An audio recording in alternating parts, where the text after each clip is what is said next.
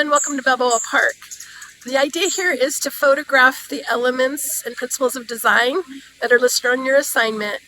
I recommend coming on an off hour but not at night so that you have less people walking by.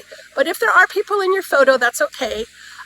Just enjoy the experience. The point here is to see how these principles of design are manifested in the built environment. So enjoy your time here, and I can't wait to see what you create.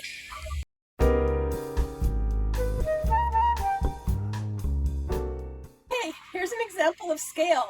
You can see how tall I am next to this column. So human height is giving us a sense of scale for the building. How high am I compared to this column gives you that idea of the size of the building. The other thing that's giving us scale here are the benches, because the benches we know are also sized to human scale. So furniture in a room can also give you that sense of scale, or furniture out, in this case in the exterior, is giving us a sense of scale along with a human figure.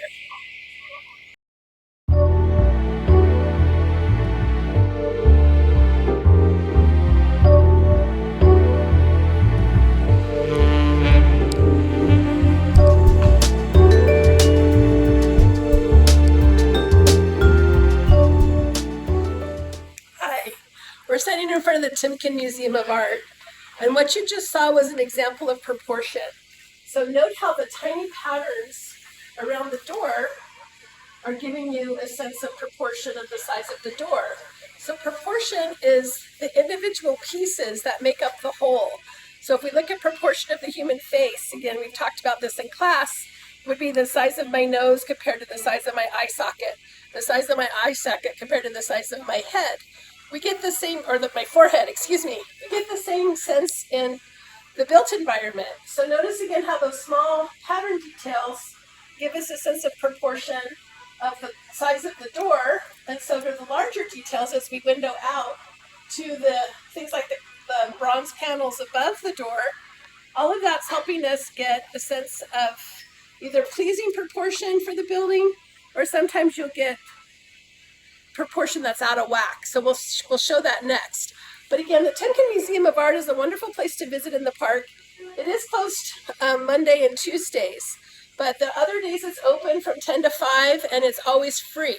And there's some beautiful works of art in here. So I highly encourage you, if you're here during those hours, to please come inside and see what you can note for the built environment on the inside of the building as well.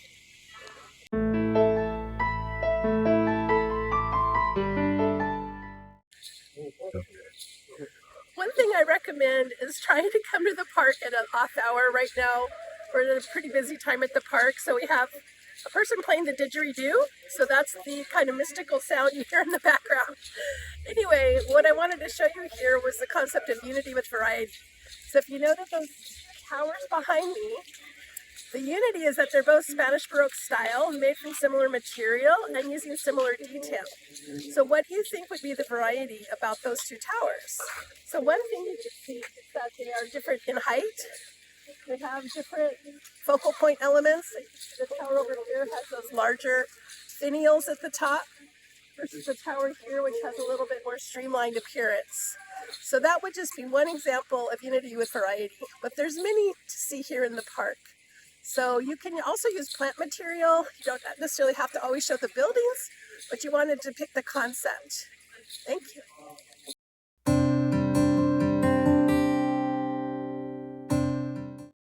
Okay, here we have an example of rhythm, both the foreground rhythm of the arches, so if you can see the arches that are sunlit, versus the background rhythm of the further arches that are in shadow.